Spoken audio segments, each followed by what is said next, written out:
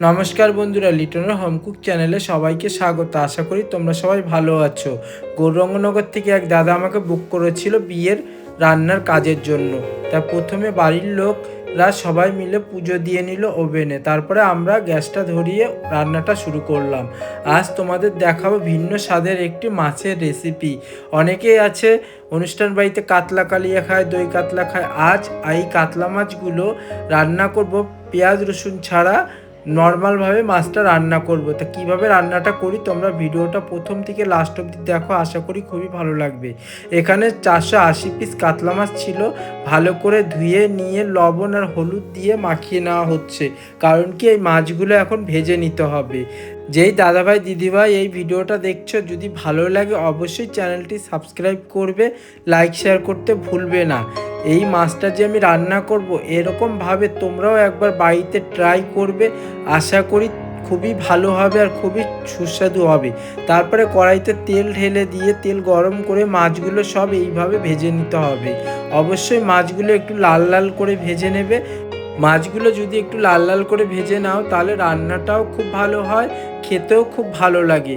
তাহলে এইভাবে দেখো আমি পুরো মাছগুলো ভেজে নিয়েছি। এবার রান্নাটা শুরু করব। এই রান্নাটা করতে বেশি উপকরণ লাগে না, অল্প উপকরণ রান্নাটা হয়ে যায়। তাহলে প্রথমে কড়াইতে তেল ঢেলে দেওয়া হলো, তারপরে একটু জিরা ফোড়ন দেওয়া হলো। জিরাটা ফোড়ন দিয়ে তারপর দিয়ে দেওয়া হলো তেজপাতাটা দিয়ে নাড়িয়ে চাড়িয়ে নিয়ে দিয়ে দেওয়া হলো টমেটো পেস্ট। টমেটো এখানে মিক্সচার মেশিনে পেস্ট করে নেওয়া হয়েছে। তারপরে কড়াইতে দিয়ে নাড়িয়ে চাড়িয়ে নিয়ে দিয়ে দিতে হবে আদা বাটা। আমি যেইভাবে রান্নাটা করছি এইভাবেই তোমরাই রান্নাটা করবে।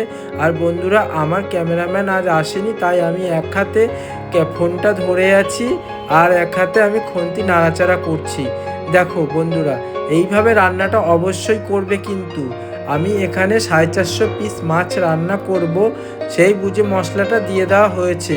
আর এইভাবে তোমরাও বাড়িতে কিন্তু রান্না করবে বন্ধুরা অবশ্যই, তাহলে দেখবে এই মাছের স্বাদটা বুঝতে পারবে যে কীরকম স্বাদ। তারপরে দিয়ে দেওয়া হলো টক দই। টক দই দিয়ে ভালো করে নাড়িয়ে চাড়িয়ে নিতে হবে। রান্নাটা কিন্তু সত্যি সোজা খুব। রান্নাটা তোমরা একবার বাড়িতে করবে কিন্তু অবশ্যই। তারপরে দিয়ে দেওয়া হলো লবণটা অবশ্যই স্বাদ মতন দেবে, দিয়ে তারপরে নাড়িয়ে চাড়িয়ে নেবে ভালো করে। এই দেখো মশলাটা এইভাবেই কষাতে হবে। আর এই মাছটা যদি এইভাবে রান্না করো, এই স্বাদের ভাগ কাউকে দেওয়া যাবে না। একবার করে খেয়ে দেখো, আশা করি তোমাদের মুখে লেগে থাকবে। তারপরে দিয়ে দেওয়া হলো চালমগজ আর কাজু বাদাম বাটা, দিয়ে তারপরে কাশ্মীরি লঙ্কার গুঁড়ো দিয়ে দেওয়া হলো। এক এক করে এখন মশলার গুঁড়োগুলো দিয়ে দেওয়া হবে। তারপরে দিয়ে দেওয়া হলো জিরার গুঁড়োটা তোমরা পরিমাণ বুঝেই দেবে। তারপরে দিয়ে দেওয়া হলো লঙ্কার গুঁড়ো। যেহেতু এই মাছটা একটু যদি হালকা ঝাল হয়, ভাত দিয়ে খেতে খুবই ভালো লাগে। যেহেতু আমরা অনুষ্ঠান বাড়িতে রান্না করি, তো আমাদের মিডিয়াম ঝাল রাখতে হয়।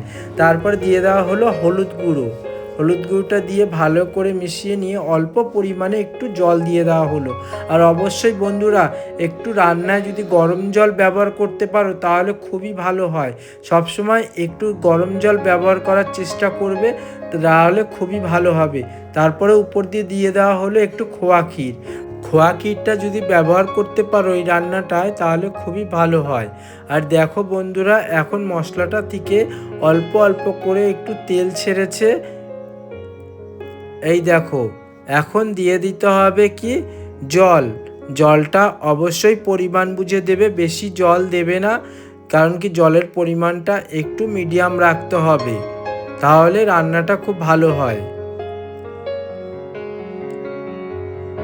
মশলা কষানো হয়ে গেছে, এখন দিয়ে দেওয়া হচ্ছে জলটা দিয়ে ভালো করে খুন্তি দিয়ে নাড়িয়ে চাড়িয়ে ঝোলটাকে এখন ফুটিয়ে নিতে হবে।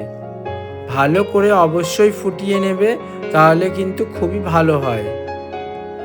ঝোলটা ফুটিয়ে নেওয়ার পরে মাছগুলো ঢেলে দেওয়া হলো ঝোলের ভিতরে। এই দেখো, মাছগুলো ঢেলে দিয়ে একটু অল্প পরিমাণে ফুটিয়ে নেবে। জানোই তো অনুষ্ঠান বাড়িতে রান্না, কারণ কি বেশি ফোটানো যায় না, তাহলে মাছ ভেঙে যায়। তাই অল্প পরিমাণে একটু ফুটিয়ে নিয়ে মাছগুলো ছেঁকে সব লং ট্রেতে তুলে নিতে হবে অবশ্যই। এই রান্নাটাতে আর বেশি উপকরণ লাগে না, এরকম অল্প উপকরণ দিয়ে রান্নাটা করতে হয়। তোমরা একবার বন্ধুরা একবার বাড়িতে এরকমভাবে করে দেখবে, আশা করি খুবই ভালো লাগবে। এখন এই মাছগুলো ঝাঁঝরিয়াটা দিয়ে ছেঁকে তুলে নেওয়া হবে। এই দেখো তুলে নেওয়া হয়েছে। আর বন্ধুরা, আমি যে কোনো অনুষ্ঠান বাড়িতে রান্না করি, আমার ভিডিও যদি ভালো লাগে অবশ্যই আমাকে বুক করতে পারো। আমার ফোন নাম্বার আমার চ্যানেলে দেওয়া আছে, হোয়াটসঅ্যাপে মেসেজ করতে পারো, কোনো সমস্যা নেই। এই দেখো এইভাবে সব মাছগুলো ঝোলে দিয়ে ফুটিয়ে নিয়ে সব ছেঁকে তুলে নেওয়া হচ্ছে। আবার মাছ কিছু পরিমাণে মাছ ছিল, সেই মাছগুলো ঢেলে দেওয়া হয়েছে। এইভাবে 450 পিস মাছ আমরা রান্না করে নিলাম। এখন লং ট্রেতে এইভাবে মাছগুলো সব তুলে নেওয়া হয়েছে। আবার মাছগুলো সব ছেঁকে তুলে নেওয়া হচ্ছে।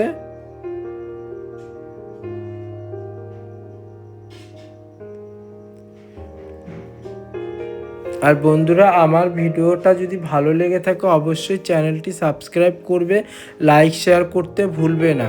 আর তোমরা কী রেসিপি দেখতে চাও আমাকে কমেন্টের মাধ্যমে জানাবে, আমি চেষ্টা করব তোমাদের রেসিপিগুলো দেখানোর।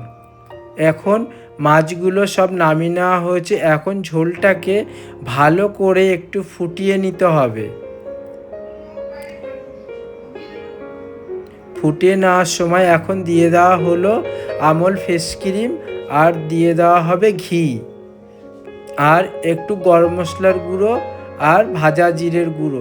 বন্ধুরা, আমি গরম মশলার গুঁড়োর দেওয়াটা তোমাদের আমি দেখাতে পারলাম না, কিছু মনে করবে না।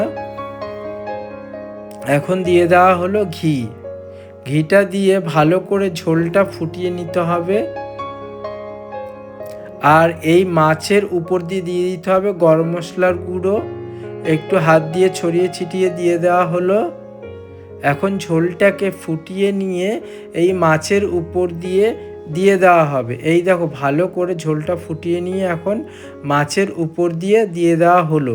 আর বন্ধুরা, এই রেসিপিটা বাড়িতে অবশ্যই করবে, কিন্তু একবার করে খেয়ে দেখো, মুখে স্বাদ লেগে থাকবে। আশা করি খুবই ভালো লাগবে। আমি তোমাদের কথা দিলাম সবাইকে, আমি যেইভাবে রান্নাটা করেছি এইভাবেই করবে। আর যেই দাদাভাই দিদিভাই আমার ভিডিওটা দেখছেন, আপনাকে অসংখ্য ধন্যবাদ। সুস্থ থাকবেন, ভালো থাকবেন সপরিবারে। আবার দেখা হবে অন্য একটি ভিডিওতে। দেখুন কত সুন্দর হয়েছে মাছগুলো। এইভাবে পুরো ঝোলটা দিয়ে ডাবু হাতাটা দিয়ে একটু হালকা চেপে চেপে দিয়ে দেওয়া হলো।